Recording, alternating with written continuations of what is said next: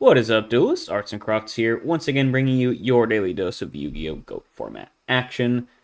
So if you are not aware, this is the weekend of Format Library Championship 36, hosted by the good folks over at formatlibrary.com. And day 2 was today. It actually just concluded about maybe like an hour and a half ago.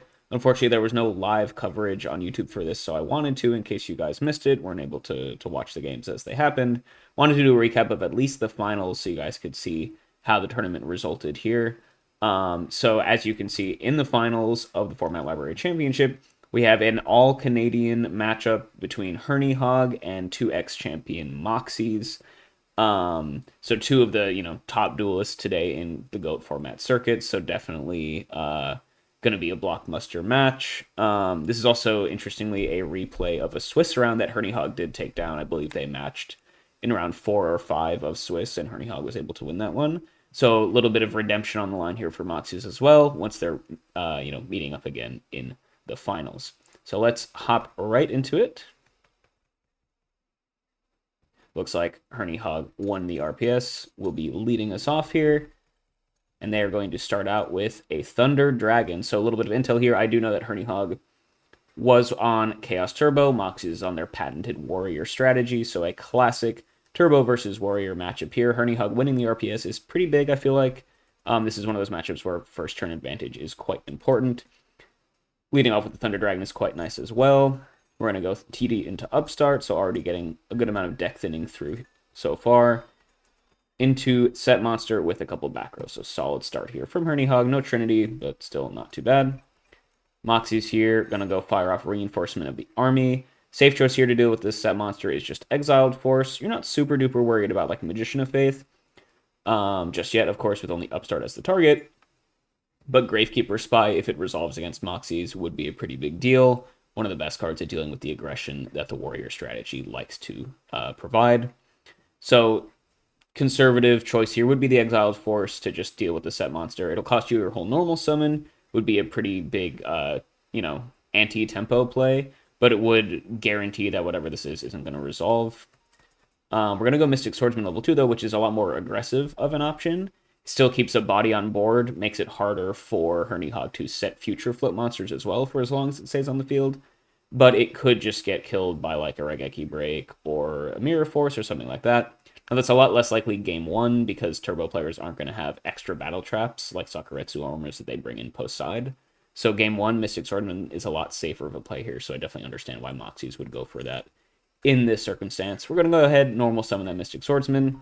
Attack into the set. We'll see if Hernyhog lets this go. It's just going to be a Sinister Serpent. Nice. So Hernyhog going for a little bit of a bait here.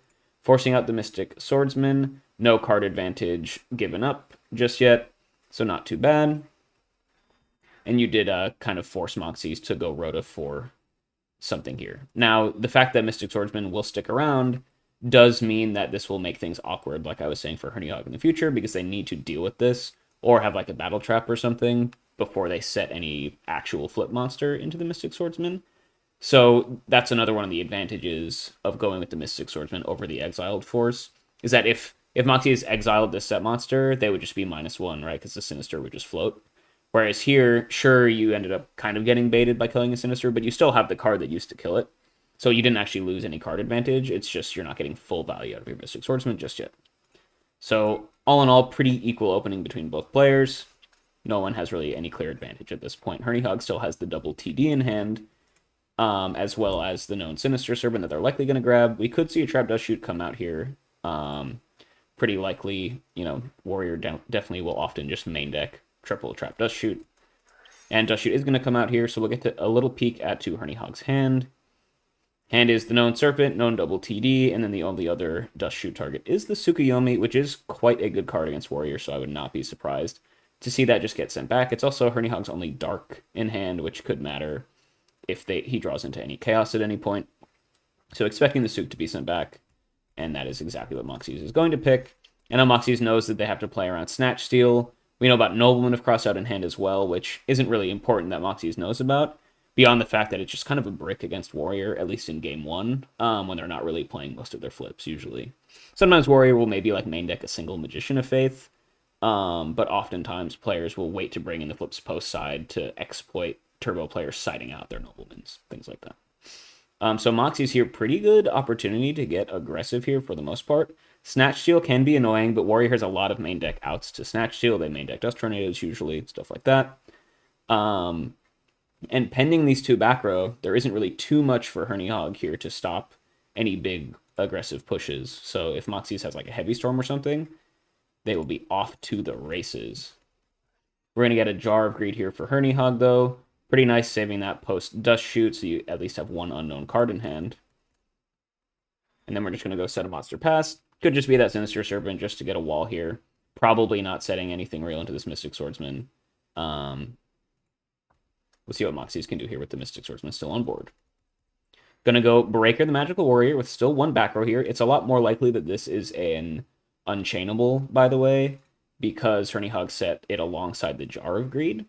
So you're probably usually fine setting Unchainable, especially because it was a turn 1 set. So in order to not play into Heavy Storm, you're going to want to like only set one Unchainable, right? Could also just be something chainable, but it's decently likely that Breaker will actually hit true here. Moxie's going to go ahead, try and pop it, and it is Mirror Force, yeah, so a big, very important card in the matchup, just getting outed basically for free here. Moxies is going to feel really, really good about that, and even if this is just Sinister Serpent set here, Breaker is still going to be pressuring Hernyhog's life points at this point in time. So things are looking pretty good for Moxies here. Getting some aggression going.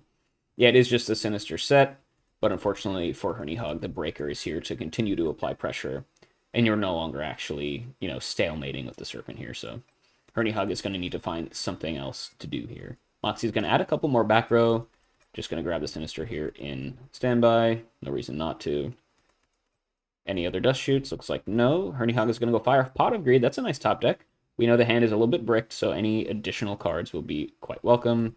Moxies is going to Solemn that, though. Definitely makes sense there, I think. Hernyhog's hand is relatively bricked, so you don't want them to unbrick it. You just want to continue to apply pressure for as long as possible before Hernyhog can cash in their Thunder Dragons and things like that. So definitely like that, even if it was quite a costly Solemn Judgment. Hernyhog is going to fire off the known Snatch Steal, and having to snatch a tokenless Breaker is kind of a feels bad moment, but as we saw, Hernyhog likely doesn't have really any better plays, and Moxies already knows about this as well, so it's like Moxie is never going to give you an opportunity to Snatch Steal something really, really good at this point, so you might as well just use it on the Breaker. And clearing out the Mystic Swordsman is nice to set up for any future flip monsters for Hernyhog, so definitely makes sense just in terms of like a tactical way to get control over this board. Breaker attack connects. Hernyhog can now set a monster. Interested to see if that is real or just like the Sinister Serpent again, now that you don't have to worry about the Mystic Swordsman effect. Moxies here is going to go knock, though. So yeah, they did have extra backup set monster hate here the whole time. They're going to knock the set monster, which was the Sinister. So still kind of baiting something out there, but it's not clear if Hernyhog actually has any real flips to be baiting for anyway. And then we're going to go fire off Rhoda as well. So Moxie's playing around potential Dust Shoot, playing around maybe Delinquent Duo just by setting everything last turn. Even though two of them were bluff sets, you have the Solemn to protect them from a potential Heavy Storm and helped you play around top deck Duo and Dust Shoot, which is in the main deck of most turbo lists nowadays. Rhoda's going to come out here. Lots of good options. This is very safe because, there's no back row here for Hernyhog.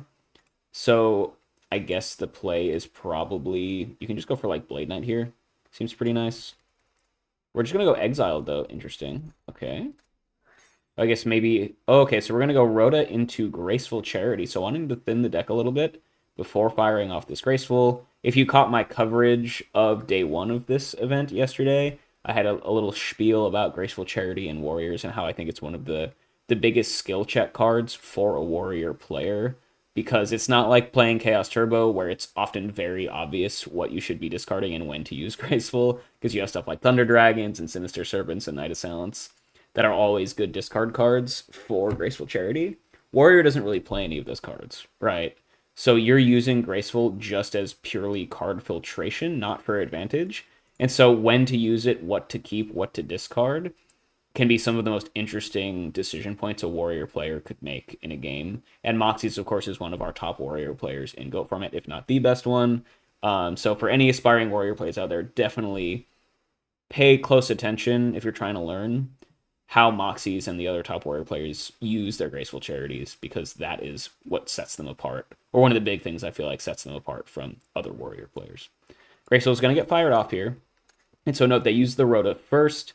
Maybe they're willing to just discard the Exiled Force, wanting to thin the deck of a card that they don't feel like using this turn before firing off the Graceful. Or maybe they have like Premature Burial ready to go for the Exiled. They're going to discard DD Warrior Lady and the Blade Knight, so keeping the Exiled in hand. We'll see how they choose to use that. It's going to just be normal summon Kaiku, though. That is quite strong. Saving the Exiled in case like Chaos comes down definitely makes sense to me. Hernyhog doesn't have Chaos live, and they won't for a while now with this Kaiku connecting. But yeah, really, really good play here for Moxies. Finding this Kaiku, one of the best cards in the deck to just beat over this Blade Knight. Start, ransacking Hernyhog's graveyard. And it also gets your Blade Knight, or your Breaker, in your own grave to turn on Chaos if you have BLS in hand. So really, really solid turn here for Moxies. Kaiku beats over the Breaker, can banish the Thunder Dragon. Hernyhog can, of course, just discard one of the 2 Thunder Dragons they have in hand if they need to get a Light Engrave. But that's obviously, card advantage negative. So Moxie's very much in the driver's seat at this point in time. Hernyhog would love to find a graceful charity of their own to cash in those Thunder Dragons. It's just going to be a couple back row, though, so still no way to cash those in. Maybe has Raigeki Break to get some use out of them. That's definitely a possibility. Moxies is going to go add a Blade Knight here. It is full power.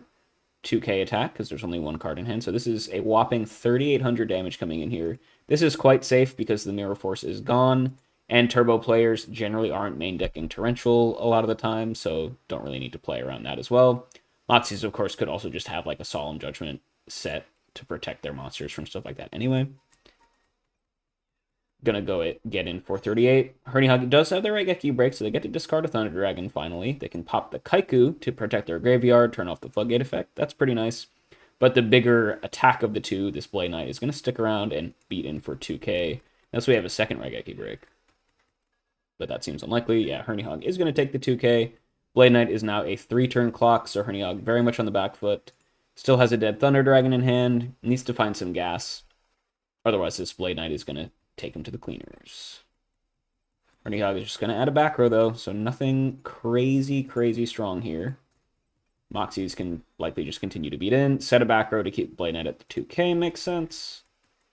We're going to ring the Breaker, or the Blade Knight. Okay, so both players will take 2k if this is allowed to resolve, which it will. So both players will drop down quite low, but that, I presume kind of favors the more aggressive player, of course, with more powerful top decks. Notably, Hernyhog does not have Chaos Live, so their potential top decks are a lot worse. My kind of theory, my thought on like top decks is Warrior will win top deck wars, except in the scenario where the Chaos player goes into kind of this phase of the game with Chaos Live, because then top deck Sork or top deck BLS will often just beat whatever Warrior has, unless they, of course, have like a Kaiku or something. So the fact that Moxies is able to get the game down to this relatively simplified state where Hernyhog does not have Chaos readily available is going to be very, very strong, because now your top deck Blade Knights, your top deck Kaikus, things like that, are much more likely to get tons of value, which is kind of what the Warrior deck is built around. So things honestly looking very, very good here for Moxies. Hernyhog did have a couple removal cards to deal with Moxies' threats, but now we're running low, still have a dead Thunder Dragon in hand. Moxies just needs to kind of like find another threat, and Hernyhog is really just 2 hits away from death here from any card in Moxie's deck for the most part. Hernyhog does find a monster here to set though, so that could be pretty nice. We haven't seen any of the good flips so far, but it could be a lot of stuff. Could be Sangan, Knight Assailant, Dakoichi, Gravekeeper Spy.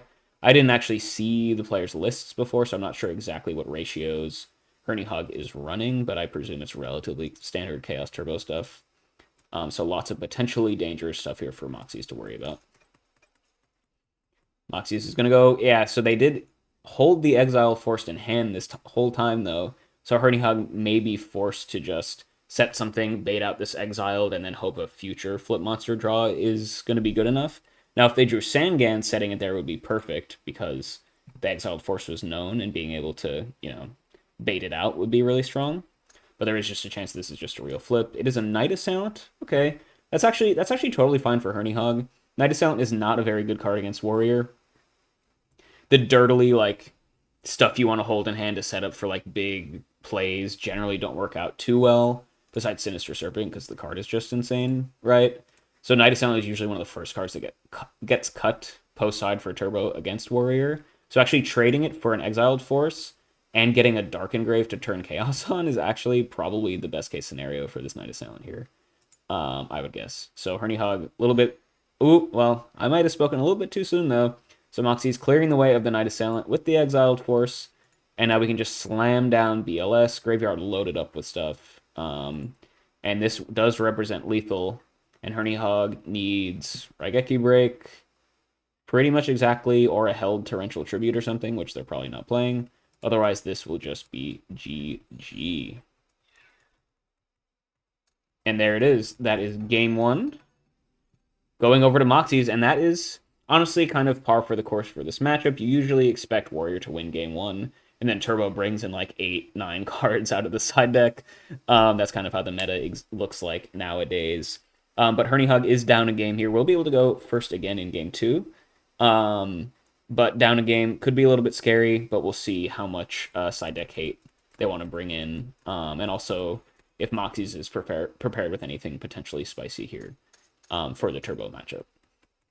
So once again, Hernyhog going first here in game two. It's going to start out with a T-set pass, so no Trinity here for the second game in a row, but at least has a decent start.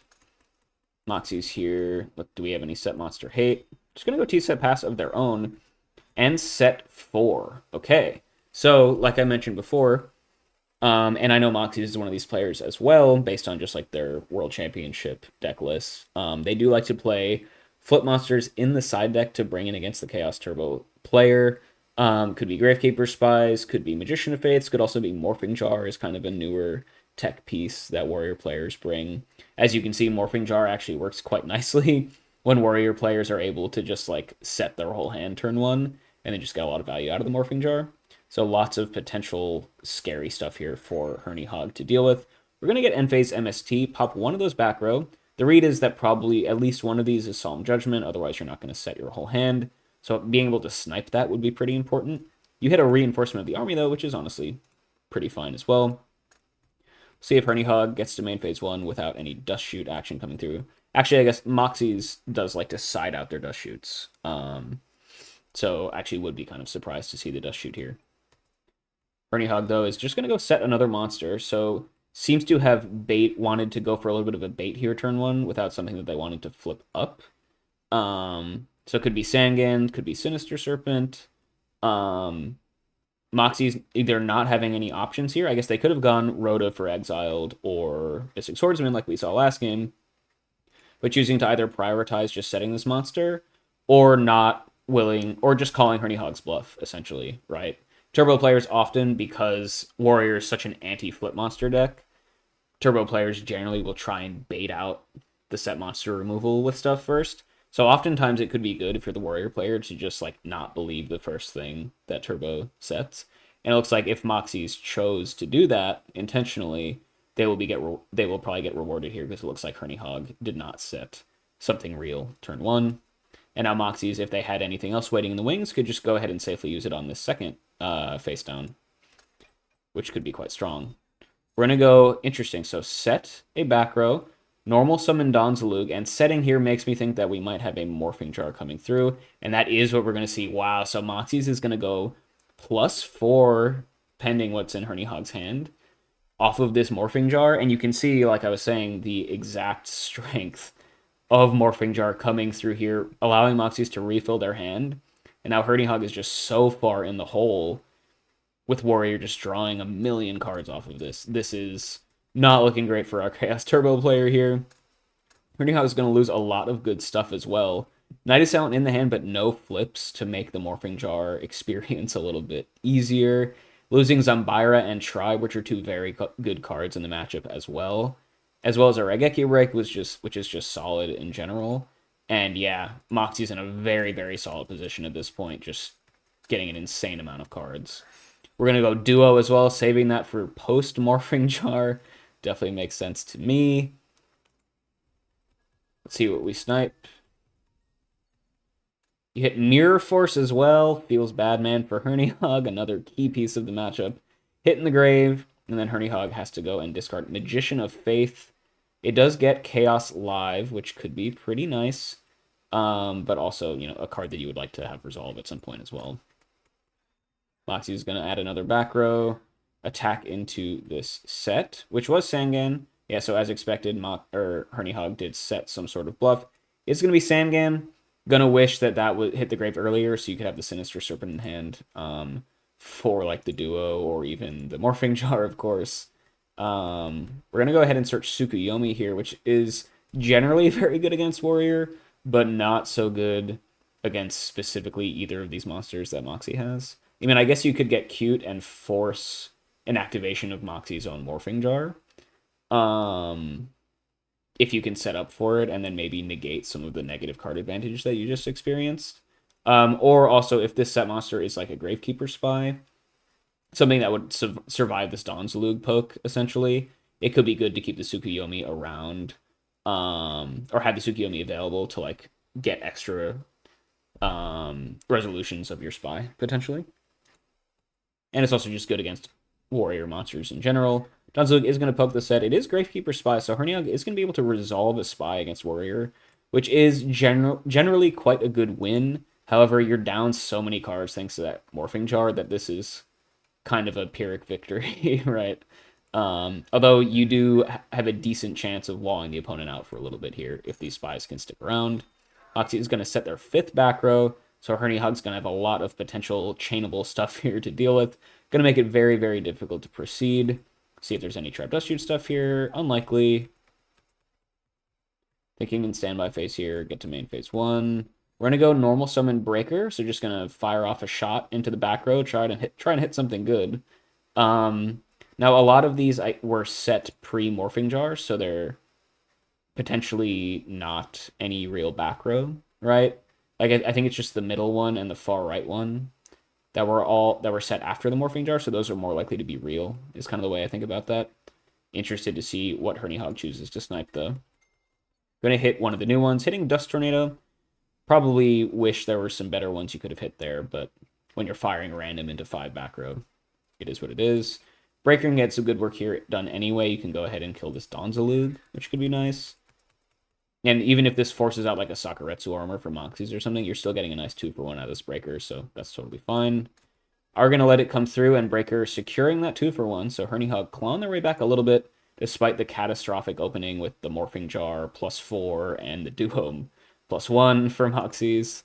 But they do have a Spy Wall and a Breaker here to slowly whittle away at Moxie's board, so things could be worse for our Chaos Turbo player here.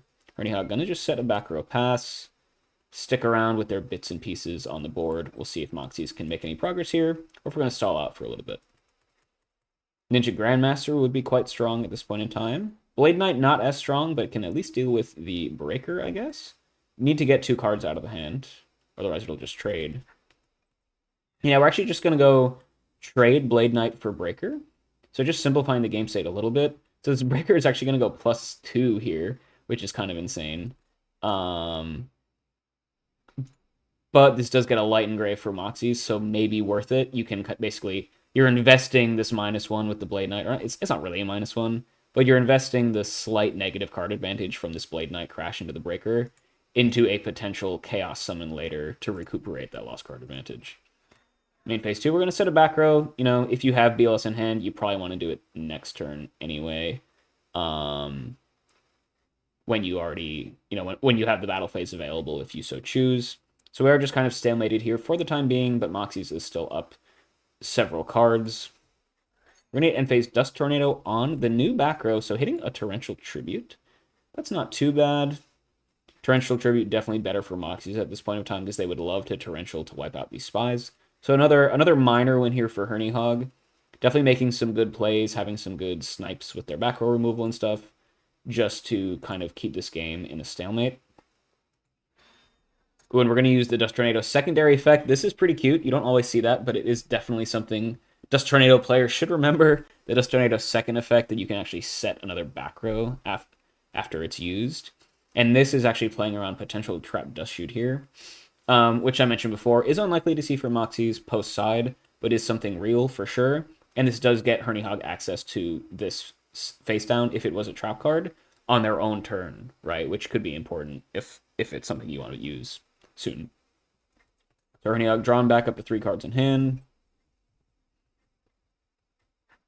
We're gonna go, okay, so we're gonna go Spy, attempt to kill the Morphing Jar. Sure, once again, would be another small win here for Hernyhog. It does make their Spy a lot more vulnerable because 1200 attack is a little bit weak compared to a lot of the warrior monsters. But slowly whittling away Moxie's advantage is definitely not a bad choice. It's going to come through. Oh, and of course, we knew about the Tsukiyomi in hand. So that's just going to come through in main phase 2, set the Spy face down, keeping it nice and safe. And if Hernyhog is on the 3rd Spy, which is pretty likely, you can also go and summon out that one later on down the line. This does make the Spy a little bit vulnerable to like Nobleman of Crossout. But that's not the end of the world. It's actually kind of card advantage minus for Moxies because it's only dealing with half the Spy activation. So Hernyhog here playing really well despite being behind. Just trying to keep the shields up for as long as possible and slowly but surely chipping back the Morphing Jar advantage that they found themselves under. Morphing Jar disadvantage, I should say, for Hernyhog. Moxie's thinking on the Tsukiyomi summon. Do we want to like ring the Spy or something? No, it's just going to be allowed.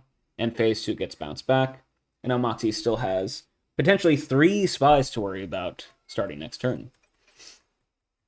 Moxie's going to fire off Graceful Charity here. Interesting. See what they can potentially find. Hernyhog thinking. Solemn is a card that Turbo likes to play post side against Warrior, so there is a world where maybe you Solemn this Graceful. But I feel like with Chaos Live out of Moxies, it could be good to hold the Solemn there. Could be an interesting spot, assuming Hernyhog has Solemn here. There's an argument that maybe you Solemn this.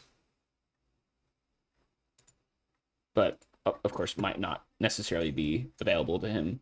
Graceful will resolve, though. We're going to go discard Heavy Storm, which makes sense when you're the one with all the back row.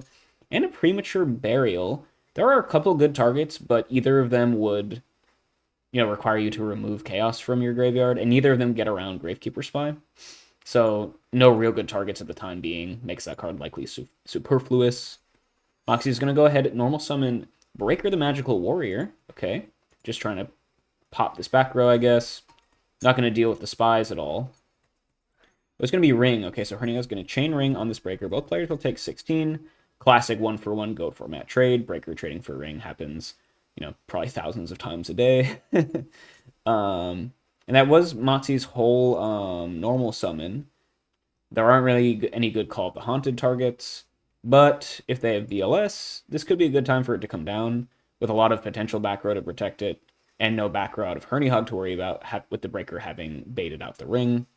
And that's the thing with Breaker, it can be good even if it's not going to get you board supremacy here. Of course, it can't actually beat over these Spies. It can remove back row to make it safe for stuff that will actually get you board supremacy to resolve. So if Moxie's just used this to remove the back row to set it for BLS, this could be a very, very strong play. Looks like no, or at least not just yet. Just going to set another back row here, keeping it at 5 basically the whole game, always giving Hernyhog something to think about. But the Spies will live to see another day. Interesting point here. I guess Hernyhog could just go... They have a decent play available to them, which is just flip summon Spy, summon the 3rd one, assuming it's available still in deck, and then Souk to flip down the other one. You can ping for 12 or 11 somewhere in there as well. But that is a decent play at this point in time. And then with one of your Spies face down at the end of that, you also are a little bit insulated against Tribe Infecting Virus if Moxies has that available, because obviously triple face-up Spy just gets completely demolished by Tribe. So Tsukiyomi is a decent way to play around that, if you so choose. We're actually just going to get a little bit aggro here. Okay, interesting play out of Hernyhog. We're not going to even flip this Spy. I guess there's no Torrential to worry about, but Mirror Force could be a card. We're actually just going to try and poke in for 12, and then maybe main phase 2, summon Souk, set this face down again, is the play. Now, I'd be interested to know why you would do this rather than flip this Spy, summon the 3rd one, and then Souk the attack position 1 face down in main phase 2. You know what I mean? Because then you at least get the 3rd Spy out. But if Hernyhog drew the third spy. Of course, that play isn't available, so that could be a little bit annoying. If you have third spy in hand, this definitely makes sense. Otherwise, be interested to know the reasoning there. Moxie's just going to Saku it. Okay, so once again, another small win for Hernyhog. Sakuing a spy is not an amazing use of resources because it's just half of the spy activation. So once again, I mean, at this point, Hernyhog has kind of just fully brought it back after the Morphing Jar duo stuff. And Moxies is pretty low on life, so things are looking good for our Chaos player here mostly, I think. They have Chaos Live as well. And Moxies, I guess, maybe just not drawing really anything to deal with the spies immediately. And that's kind of the thing, right? Like I said, spy resolving against warrior is just so strong. And even though Hernyhog was so far behind when they were able to resolve the spy, just them being here and making Moxie's plays so much less stronger or less strong has really allowed them to just kind of claw back here over time, right? Because it makes Breaker a lot worse. It makes Premature a lot worse because there's no targets. Blade Knight and Donzlu don't get through them, right? Moxie's just trying to find an out to these spies. Sakuretsu, I guess, is one, technically. So maybe that's a win for Moxies in that way. In that you actually were kind of gifted an answer to Spy, because normally you're not Sakuing Spies in this matchup. But in just terms of raw cards, Hernyhog's probably happy with that. Main phase, and then I guess main phase 2, we can just do the same thing. Flip up Spy, summon the third one, Sook the face up, or Sook the attack position one face down. I guess the order that you do it in doesn't really matter. I guess this is actually preferable because it's still, you keep your normal summon hidden for Moxies. Like, you could always main phase 2 do something else, right? Even if this was the plan the whole time, you can represent doing something else by just doing this in main phase 2 instead of main phase 1, and it all kind of resolves to the same thing. So yeah, I like the sequencing here from Hernyhog. Ooh, Solemn Judgment on the Spy flip summon, though, is kind of backbreaking, though. This ruins Hernyhog's whole play, really. And now the Saku on the Spy looks pretty good because you had to use 2 cards to do it, but you've cleared out all these spies, which was what was keeping you from making any progress. And it gets you virtual card advantage as well, because now Hernyhog can't do anything with their Tsukuyomi. That card is basically dead at the time, like for this turn. Might not have a normal summon available to them. So this Solemn Judgment is actually pretty massive. And now third spy is going to be stuck in the deck as a pretty bad draw later on. This is really interesting for Moxies, but I think it's really smart. Because now you were able to just... Hernyhog basically gifted you 2 opportunities for you to use your cards to remove the spies without having to worry about finding Ninja Grandmaster or summoning BLS, things like that. And now the board is just open here for Moxies to start making progress. You're down to 2,300 life points, which means you die to just like a Sword Kit or anything. But honestly, it's probably worth it to get rid of the spies because that card is just so good, right? And now all of Moxie's draws are so much better because you know you're not going to be running into spy anytime soon. And Hernyhog, yeah, huge tempo play because now they can't use their normal summon for anything. Not feeling like setting Tsukuyomi, which definitely makes sense to me. Just going to add a back row. And now Moxie's, like any monster, is going to be really, really strong here. Let's see. We're going to go Kaiku. Kaiku's crazy. Yeah, spies are gone. Kaiku's going to come in. There's only 1 Light Engrave for Hernyhog since they haven't found Thunder Dragon yet. So this can turn off Chaos. And weirdly, Moxies may have... Man, this was such a back and forth game too. Moxie's off to the huge lead early on with the Morphing Jar plus the duo, but Hernyhog brought it back on the back of their Spy plus Tsukuyomi threats and things like that. But now Moxies has dealt with that and is now in the Ascendancy, got to slam a Kaiku hit, which is just insane. Anytime you can hit in with Kaiku against Turbo, you're so happy as any deck in the format, really. And there aren't a lot of cards now for Hernyhog to deal with this. Let's see, we're going to go Upstart Goblin, try and dig into the deck a little bit further. Into Tsukuyomi, okay. Yeah, I mean, this is a known card to deal with the Kaiku, but Moxies probably has an out to this, right? We've only seen a single Sakuretsu armor, we haven't seen Ring yet. A lot of cards that can just deal with the Sook. Gonna go and attack. Oh, it's actually just gonna go through. Okay, interesting. So Moxies traded, basically traded a card to take Hernyhog off of Chaos and to deal 1,800 points of damage, which isn't terrible. But Hernyhog is at least able to get use out of their Tsukuyomi, kill this Kaiku.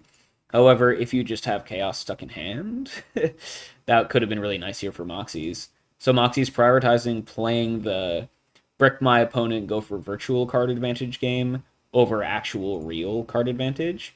And it might work out. And this is one of those scenarios that I always talk about where Tsukuyomi gets you some advantage, but it doesn't stick around to waltz anything out. So if Moxies has like Call of the Haunted or another Kaiku or something, like at some point Tsukuyomi is just too slow to deal with all these monsters. So we'll see if Moxie has anything to kind of back up this aggression. Otherwise, Hernyhog's in a good spot. But my thought is, if Moxies is gonna go summon Kaiku into a known Sook with no answer to it, they probably have some big aggressive push ready to go here that would make that extra damage and the tempo play from banishing the light worth it. Moxies is just going to set a back row, though. Okay. Interesting. So just really, really valuing getting the light out of the grave, despite it making them go down a card and not having any follow-up. And now Hernyhog seems to maybe have stabilized, potentially. Does need to, like, stick a real normal summon, though. Would love to find another Zambira. That would be huge for Hernyhog. Third Spy, even, would be kind of okay. Especially because you have the Sook, so you can, like, play it in attack position, poke in, stuff like that. This is a big turn, though, if Hernyhog can actually use their normal summon to make any progress here, or if they're going to give Moxies another turn to stick threat of their own. We're going to set a monster pass, so finding something there. Moxies, do you have an out to this? Do you have a monster? A lot of questions being raised at this point in time. We're going to Dust Tornado the single back row, that being Solemn Judgment, and now everything is clear for Moxies to go for a big play if they want. Blade Knight could be big, Mystic Swordsman could be big. Let's see. It's going to be Mystic Swordsman. Okay, this is pretty massive. Yeah, Hernyhog has Sangan already engraved, so this is probably going to be getting value here, unless this is exactly Sinister Serpent. Mystic Swordsman is going to deal with... Oh, it is the Tsukuyomi, yeah. So Hernyhog just a little bit monster light at this point in the game. Had no normal summon to use. Yeah, I mean, that Solemn on the Gravekeeper Spy out of Moxies, it was so risky, but it's working out here because it basically just bricked Hernyhog. They built their whole hand and their whole strategy around Tsukuyomi, Gravekeeper Spy, kind of flip-floppy stuff. And Moxies just said, big flat no, not allowing you to do that. And Hernyhog just clearly hadn't really had a plan B at all. And now Moxies is just really getting a lot of value out of the fact that Hernyhog's hand just isn't doing anything. So yeah, Sook hits the grave. Ooh, and we have Call of the Haunted, surely on the Kaiku, right? Donzalu could be good as well. I mean, probably Kaiku in case, because Kaiku plays around top deck Thunder Dragon, which is probably something you're worried about.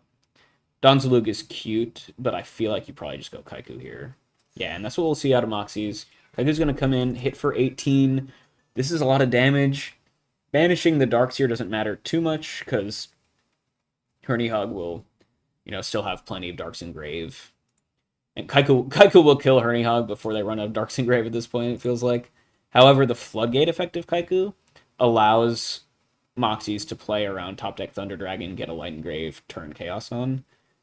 So this is really, really valuable. And just basically, Moxies is putting a clinic on in limiting Hernyhog's options, right? Investing cards, sacrificing material and stuff to get lights out of the grave, to establish these Floodgate effects. Solemning the Gravekeeper Spy flip to remove the Tsukuyomi option for Hernyhog. And it's just really working out here. Hernyhog seems to not be drawing super amazingly, of course. No Trinity this game. And not really any of the major units. Their hand must be clogged on Chaos or something. Right? Yeah, but yeah, things are looking really good for Moxies here.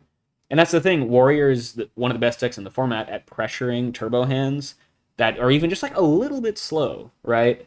Like, like there's no worse deck in the format to go Jar of Greed into Jar of Greed or something like that, or have Thunder Dragons in hand you can't cash in, or have Chaos in hand that you can't summon, right? Warriors is gonna like take, if you give Warriors an inch, if you give them a turn where you're just kind of slowly dirtling and doing stuff, which is one of the reasons why Night Assailant isn't so good in the matchup. If you give them a turn where you're just dirtling, let alone 2 or 3 like we're seeing here for Hernyhog, they're just going to take everything from you, right? They're going to summon Kaikus and ravage your grave. They're going to go Mystic Swordsman, all that good stuff. And even though Hernyhog, in terms of cards and even life points, isn't doing too bad in this game, if they can't just find it out in the next turn or two, they're just going to lose. You know what I mean? And yeah, this is not lethal on board. Hernyhog would be down to 100 if they allow this hit through. But of course, that is a very, very scary situation to be in. With Ring of Destruction still left in Moxie's deck. Yeah, Hernyhog has 5 cards in hand, but Chaos is not live. They just didn't seem to have too many options at any point. Do they have like Snatch Steal in hand? That's a card that you didn't really have any amazing opportunities to use up until now. They just seems like they're so bricked.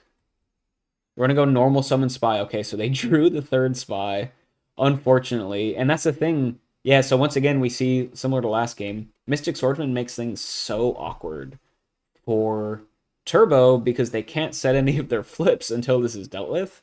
And so sometimes your only option is to like normal summon a spy to try and kill a Mystic Swordsman, when then spy is just at risk of getting killed by like any other card in the warrior deck. Uh, and so you can see how powerful Mystic Swordsman is here, just to distort Turbo's plays and make things so awkward for them. And so even if the spy connects, like that's not even guaranteed, right? Moxies could just have like Sakuretsu or something. But even if it connects over the Mystic Swordsman, like Kaiku says hello, right? Moxies could have another threat, etc., etc. Spy's gonna attack. It is gonna get through. Okay, so this could set up for some stabilizing lines for Hernyhog down the line, but you have to survive this next turn with the Kaiku coming in to kill your spy and potential other threats as well. Just gonna set a single back row. Okay. And Moxie's here. What's the play? We're gonna go Exiled Force, so you can just pop the spy just to deal 18, or you could just go Kaiku attack and Exiled get in for 1,000, which is 200 damage short of lethal. Or no, sorry, not 200. A lot more than that. Short of lethal. 1,200 short of lethal. Right. Oh, and we have Snatch Steal was one of the back row. So we can steal the spy, and suddenly that's 12. 3. Yeah, this is game. If Hernyhog doesn't have a real back row. I mean, any back row removal. MST is already used, though, and Dust Tornado, which generally you only play one of. A single Raigeki break is already lost, so yeah. Sometimes this happens with Turbo. You just don't have a lot of outs to stuff. Right? Basically would need Saku for the Kaiku. Or the second Raigeki break. Mirror Force is gone. Yeah, so you need like exactly a Saku or the second Raigeki break. Or you Solemn the Snatch Steal, but then you lose anyway, right? Because then you drop to 14 and this is GG. So yeah, Solemn doesn't cut it. You need Raigeki break or Saku. And we're just going to go for the Alpha Strike here for Moxies. Mirror Force already engraved, so this is super safe. Do we have the Saku? We have Raigeki. So we do have the second Raigeki break. We can pop the Snatch Steal. We can pop the Call of the Haunted. We pop Kaiku itself. That works as well. See what they choose to target. Oh, we have Solemn Judgment anyway, out of Moxies. Okay, so it doesn't matter what you target. Ooh, and Hernyhog, yeah, so they had Dead BLS in hand. Wow. And so Moxies, I'm not going to call it a read, but probably a soft read when Hernyhog clearly didn't have any good normal summons earlier on and wasn't setting back row. There's a good chance that they have Chaos in hand, right? And so that turn where Moxies basically sent their Kaiku on a suicide mission to banish the single Light Engrave ended up probably being the game-winning play. They said, you know what, Kaiku, go do your thing. You're going to die to Tsukiyomi, but it's going to be worth it because you're going to banish this Faith. You're going to brick Hernyhog's Chaos in hand, and they're just not going to be able to play anything the rest of the game. And then we have Snatch plus Solemn backup to deal the last remaining points of damage. And Moxies is going to be our format library champion 36 winner here on the Warrior strategy. So Warrior winning another event here. How many majors in a row is that? That's pretty crazy. Or maybe not in a row, but how many out of like the last 5 majors has Warrior won? Pretty crazy run for the Warrior strategy here. And who other than Moxies to take down the crown for Warriors, of course. So congrats to them for being the victor. I mean, unless there's like Karibo, right? No, that's okay. No Karibo. So yeah, congrats to Moxies. I believe they're now a 3-time format library champion, which is crazy. Getting a Worlds invite if they didn't already have one. So of course did Hernyhog and the 3rd and 4th place players as well. We had 128 events or entrants in this event, which meant the whole top 4 is going to get a World Championship invite. So congrats to all of the top 4 players. I believe it was also Nessa Pugliata and Nico from Italy as well. So congrats to all 4 players who are going to get Worlds invites here. But congrats especially to Moxies, of course, for taking home the crown. Let's see what was in the hands. Oh, no. Oh, no. Oh, that feels so bad. Yeah, that Kaiku suicide play just absolutely won the game. That's such an unintuitive play for Moxies. And almost, I mean, I don't know if desperate might be the wrong word, but just like saying, you know what, I think if and I mean, like I said, it was a soft read, right? Because the way Hernyhog was playing, without really ever committing anything to the board, like it's clear they didn't really have any amazing normal summons. They didn't have any good back row. So what does that mean that's in their hand? We haven't seen Thunder Dragon. So what is that process of elimination? What's in the hand? Has to be Chaos Monsters. Now I didn't expect it to be BLS and double Sork, so your hand is like only dead Chaos Monsters. But Moxie's making a really nice solid read there, sending Kaiku in just to suicide and clear out the grave, and then even call the Haunting it back later when Donzalug was definitely a real target, or even Blade Knight you could have gone for at that point. But going for Kaiku, still having that read that Chaos was Hernyhog's out back into this game. And yeah, just taking it all the way to the bank. There you have it, guys. This was the finals of FLC 36. Once again, congrats to all the players who got their Worlds invite, but especially to Moxies, our victor. Hope you guys enjoyed this one. I will catch you all next time.